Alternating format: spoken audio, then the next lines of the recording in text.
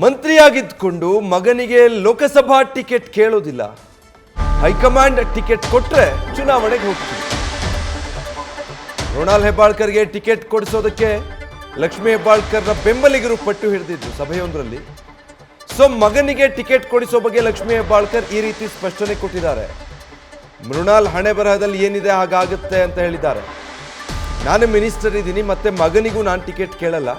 ಹೈಕಮಾಂಡೇ ticket ಕೊಡ್ತೀವಿ, ಚುನಾವಣೆಗೆ ಹೋಗಿ ಅಂದರೆ ಖಂಡಿತವಾಗ್ಲೂ ಆಗ ಚುನಾವಣೆಗೆ ಮಗನನ್ನು ಅಭ್ಯರ್ಥಿ ಮಾಡ್ತೀವಿ ಅಂತ.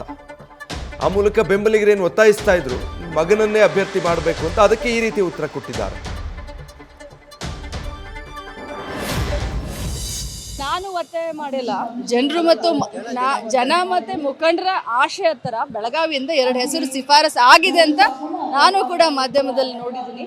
ಇದು ವರಿಷ್ಠರಿಗೆ ಬಿಟ್ಟಂಥ ವಿಚಾರ, ಜಿಲ್ಲೆಯ ಮುಖಂಡರಿಗೆ ಬಿಟ್ಟಂಥ ವಿಚಾರ. ಯಾಕಂತಂದರೆ ಈಗಾಗಲೇ ನಾನು ಮುಂಚೆಯಿಂದನೂ ನನ್ನ ತಮ್ಮ ವಿಧಾನ ಪರಿಷತ್ ಸದಸ್ಯ ಆಗಬೇಕಾದ್ರೂ ಕೂಡ ಇಡೀ ಜಿಲ್ಲೆಯ ಮುಖಂಡರ ಒತ್ತಾಸೆಯಂತೆ ನಾನು ಅವನನ್ನು ಫೀಲ್ಡ್ಗೆ ಇಳಿಸಿದೆ.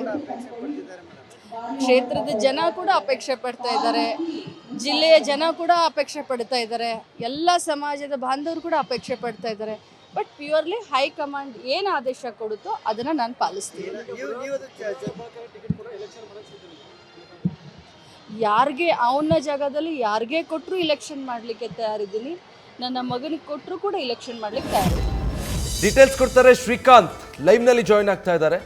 ಶ್ರೀಕಾಂತ್, ರಾಜಕಾರಣಿಗಳ ಸಹಜ ಹೇಳಿಕೆ ಇದು. ನಾವೇನು ನಿರೀಕ್ಷಿಸೋದಿಲ್ಲ ಅಥವಾ ಒತ್ತಡ ಹಾಕಲ್ಲ, ಕೊಟ್ಟರೆ ಖಂಡಿತವಾಗ್ಲೂ ಹೈಕಮಾಂಡ್ ಹೇಳ್ದಾಗ ಚುನಾವಣೆಗೆ ಹೋಗ್ತೀವಿ ಅನ್ನೋದು. ಬಟ್ ಲಕ್ಷ್ಮೀ ಹೆಬ್ಬಾಳ್ಕರ್ ಅವರ ಹೇಳಿಕೆ ಸೂಕ್ಷ್ಮವಾಗಿ ಗಮನಿಸಿದ್ರೆ ಸಾಧ್ಯತೆಗಳೇನು ಅನ್ಸುತ್ತೆ?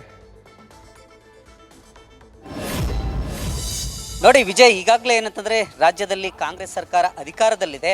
ಅದರಲ್ಲೂ ಸಹ ಏನಂತಂದರೆ ಲಕ್ಷ್ಮೀ ಹೆಬ್ಬಾಳ್ಕರ್ ಅವರು ಕ್ಯಾಬಿನೆಟ್ ಮಿನಿಸ್ಟರ್ ಆಗಿದ್ದಾರೆ. ಇದ್ರ ಜೊತೆಗೆ ಏನಂತಂದರೆ ಈಗಾಗಲೇ ಒಬ್ಬ ಸಹೋದರ ಏನಿದ್ರು ಹೆಗಲಿಗೆ ಹೆಗಲು ಕೊಟ್ಟು ಏನಂತಂದರೆ ಕೆಲಸ ಮಾಡ್ತಾಯಿದ್ರು.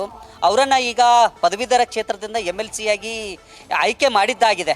ಆದರೆ ಈಗ ಪೂರಕ ವಾತಾವರಣ ಇದೆ. ತಾವು ಮಿನಿಸ್ಟರ್ ಇದ್ದಾರೆ, ಜೊತೆಗೆ ಏನಂತಂದರೆ ರಾಜ್ಯದಲ್ಲಿ ಕಾಂಗ್ರೆಸ್ ಸರ್ಕಾರ ಅಧಿಕಾರದಲ್ಲಿದೆ.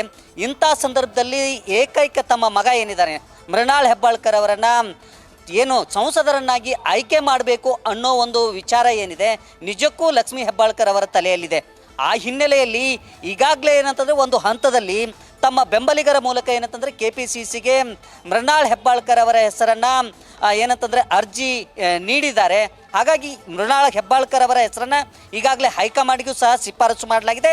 ಈ ಕುರಿತಂತೆ ತೆರೆಮರೆಯಲ್ಲಿ ಲಕ್ಷ್ಮೀ ಹೆಬ್ಬಾಳ್ಕರ್ ಅವರು ಏನಂತಂದರೆ ತಮ್ಮ ಮಗನಿಗೆ ಟಿಕೆಟ್ ಕೊಡಿಸೋ ನಿಟ್ಟಿನಲ್ಲಿ ಭಾಳಷ್ಟು ಪ್ರಯತ್ನ ಮತ್ತು ಲಾಬಿಯನ್ನು ಮಾಡ್ತಾ ಇದ್ದಾರೆ.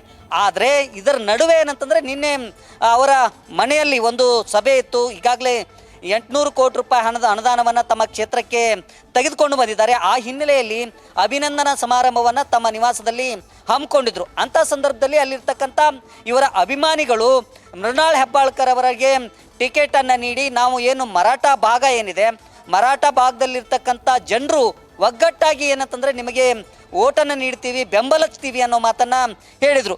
ಅದಕ್ಕೆ ಉತ್ತರವಾಗಿ ಲಕ್ಷ್ಮೀ ಹೆಬ್ಬಾಳ್ಕರ್ ಹೇಳಿರುವಂಥ ವಿಚಾರ ಏನಂತಂದರೆ, ನಾನು ಈಗಾಗಲೇ ಮಂತ್ರಿಯಾಗಿದ್ದೀನಿ, ಇಂಥ ಸಂದರ್ಭದಲ್ಲಿ ನನ್ನ ಮಗನಿಗೆ ಟಿಕೆಟ್ ಕೊಡಿ ಅನ್ನೋ ಒಂದು ವಿಚಾರ ಏನಿದೆ ಅದನ್ನು ಪ್ರಸ್ತಾಪ ಮಾಡೋದು ನನ್ನಿಂದ ಸಾಧ್ಯ ಆಗೋದಿಲ್ಲ. ಈಗಾಗಲೇ ಸರ್ಕಾರ ಪಕ್ಷ ನನಗೆ ಅವಕಾಶವನ್ನು ಮಾಡಿಕೊಟ್ಟಿದೆ. ಇಂಥ ಸಂದರ್ಭದಲ್ಲಿ ಮತ್ತೊಮ್ಮೆ ಏನಂತಂದರೆ ತಮ್ಮ ಮಗನಿಗೆ ಟಿಕೆಟ್ ಕೊಡಿ ಅನ್ನೋ ವಿಚಾರ ಸರಿಯಾದದ್ದಲ್ಲ.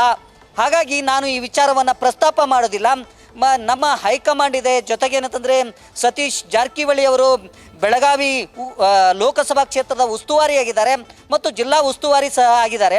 ಹಾಗಾಗಿ ಅವರ ವಿಚಾರಕ್ಕೆ ಬಿಡ್ತೀನಿ. ಒಂದು ವೇಳೆ ಅವಕಾಶ ಸಿಕ್ಕಿದ್ದೇ ಆದರೆ ಈ ಸ್ಪರ್ಧೆ ಮಾಡಲಿಕ್ಕೆ ನಾವು ರೆಡಿಯಾಗಿದ್ದೀವಿ ಅನ್ನೋ ಒಂದು ಸಂದೇಶವನ್ನು ರವಾನೆ ಮಾಡಿದ್ದಾರೆ.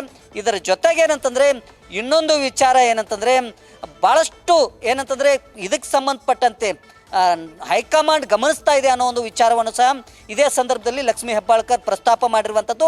ಒಟ್ಟಾರೆ ಏನಂತಂದರೆ ತಮ್ಮ ಬಯಕೆ ಏನಿದೆ, ತಮ್ಮ ಆಸೆ ಏನಿದೆ, ತಮ್ಮ ಮಗನನ್ನು ಅವಕಾಶ ಇದೆ, ಒಳ್ಳೆಯ ಅವಕಾಶ ಇದೆ. ಇಂಥ ಸಂದರ್ಭದಲ್ಲಿ ಏನಂತಂದರೆ ತಮ್ಮ ಮಗನನ್ನು ಲೋಕಸಭೆಗೆ ಅಖಾಡಕ್ಕಿಳಿಸೋ ಮೂಲಕ ಅವರನ್ನು ಗೆಲ್ಲಿಸಿಕೊಂಡು ಬರೋ ನಿಟ್ಟಿನಲ್ಲಿ ಏನಂತಂದರೆ ತೆರೆಮರೆಯಲ್ಲಿ ಲಕ್ಷ್ಮೀ ಹೆಬ್ಬಾಳ್ಕರ್ ಯೋಚನೆ ಮಾಡಿದ್ದಾರೆ. ಯಾಕಂತಂದರೆ ಲಕ್ಷ್ಮೀ ಹೆಬ್ಬಾಳ್ಕರ್ ಅವರಿಗೆ ಬೆಳಗಾವಿ ಲೋಕಸಭಾ ಕ್ಷೇತ್ರ ಏನು ಹೊಸದೇನಲ್ಲ. ಈಗಾಗಲೇ ಏನಂತಂದರೆ ಅವರು ಈ MLA ಆಗೋದಕ್ಕಿಂತ ಪೂರ್ವದಲ್ಲಿ ಏನಂತಂದರೆ ಸುರೇಶ್ ಅಂಗಡಿ ಅವರ ವಿರುದ್ಧ ಏನಂತಂದರೆ ಸ್ಪರ್ಧಿಸಿ ಭಾಳಷ್ಟು ಒಂದು ಪೈಪೋಟಿ ನೀಡಿ ಸೋಲನ್ನು ಅಪ್ಕೊಂಡಿದ್ರು. ಹಾಗಾಗಿ ಸಹಜವಾಗಿ ಏನಂತಂದರೆ ಬೆಳಗಾವಿ ಲೋಕಸಭಾ ಕ್ಷೇತ್ರದ ಮೇಲೆ ತಮ್ಮದೇ ಆದಂಥ ಹಿಡಿತಾ ಇರೋದ್ರಿಂದ ಸಹಜವಾಗಿ ತಮ್ಮ ಮಗನಿಗೆ ಟಿಕೆಟ್ ಕೊಟ್ಟಿದ್ದೇ ಆದರೆ ಅವರನ್ನು ಗೆಲ್ಲಿಸ್ಕೊಂಡು ಬರುವಂಥ ಜವಾಬ್ದಾರಿ ನನಗಿದೆ ಅನ್ನೋ ಮಾತನ್ನು ಅನೇರವಾಗಿ ಏನಂತಂದರೆ ಹೈಕಮಾಂಡ್ ನಾಯಕರ ಮುಂದೆ ಏನಂತಂದರೆ ಪ್ರಸ್ತಾಪ ಮಾಡಿರೋದ್ರಿಂದ ಸಹಜವಾಗಿ ಈಗ ಈ ವಿಚಾರದಲ್ಲಿ ಈಗ ಭಾಳಷ್ಟು ಚರ್ಚೆ ನಡೀತಾ ಇರುವಂಥದ್ದು. Vijay, thank you Srikanth. News first ನಿರ್ಭೀತಿಯಿಂದ ನಿಮ್ಮ ಪರವಾಗಿ.